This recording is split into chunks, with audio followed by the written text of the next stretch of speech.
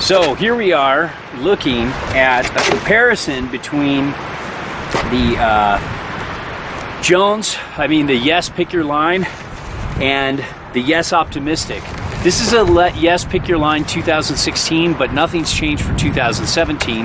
This is a 2017 Yes Optimistic.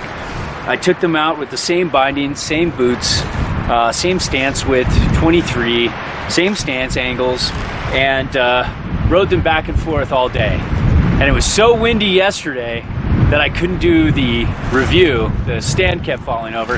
Now I have Steph behind there holding on, and I can do this review. So this is a day late, but not $1 short.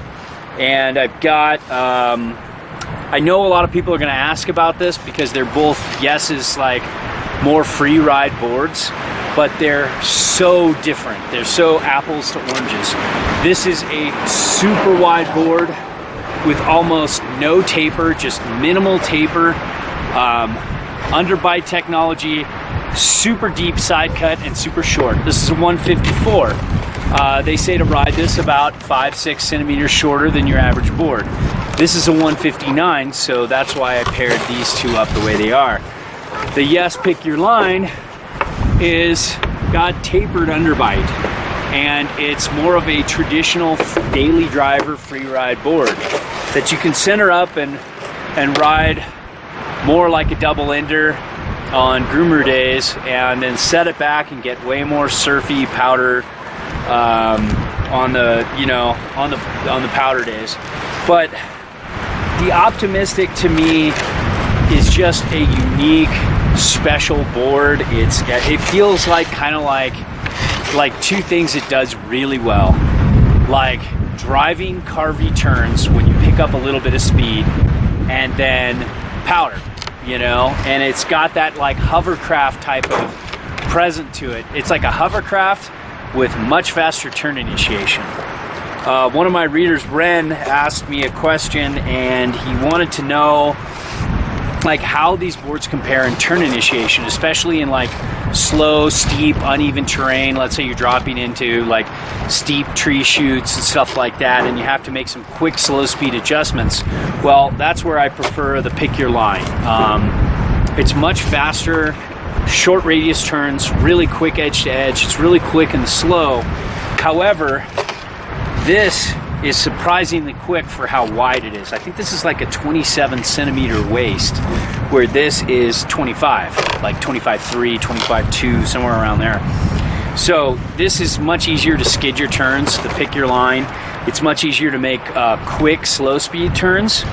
Now this, once you get a little speed behind this board, a little drive into your turns, this starts to actually turn quicker than the Yes Pick Your Line, but you need to get up a little momentum, a little speed. And when it comes to carving, I like this board better. When it comes to float and deep powder, I think I like this board better.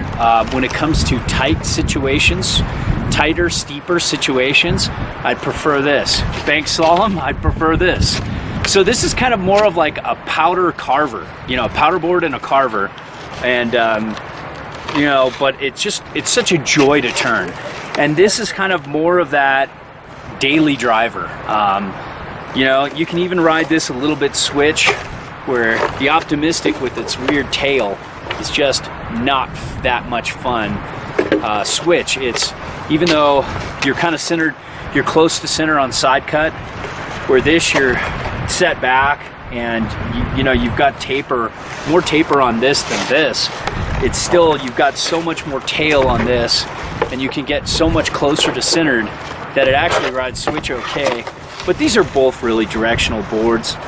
I think the all-day daily driver still goes to the Pick Your Line, but this is one hell of a powder board and a carver, and I really like both of them. It's just really about more what appeals to you.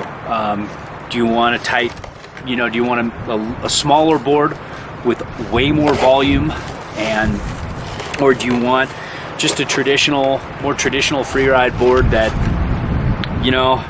kind of just does everything pretty good? So they're both great boards, and they both have their own unique take on how you approach your turns.